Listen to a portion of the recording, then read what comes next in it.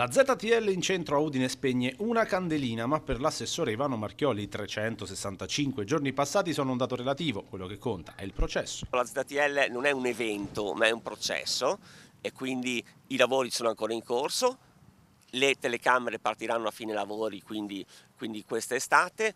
Le regole sono state aggiustate, quest'anno ci è servito per questo, con le telecamere entrerà tutto a sistema e finalmente potremo avere un centro città più tutelato per tutte le persone a piedi, in bici o con le auto, ma avendone diritto. Un percorso evolutivo della mobilità del capoluogo friulano che coinvolge inevitabilmente la tematica dei parcheggi, focus anche sul Venerio in un approccio integrato.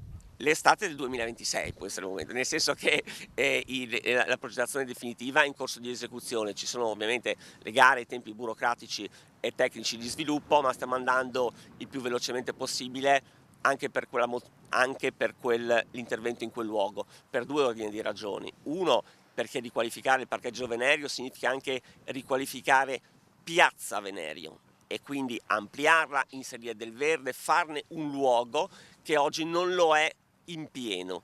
Due, ottimizzare, riqualificare anche il parcheggio. Noi sappiamo che oggi non è neanche fruito per la sua interezza proprio perché ci sono delle infiltrazioni e quindi le riqualificazioni aiuteranno entrambi questi aspetti e quindi noi vogliamo andare avanti spediti su quest'ambito. Infine una considerazione rivolta ai residenti di via Cussignacco arrabbiati per la viabilità modificata.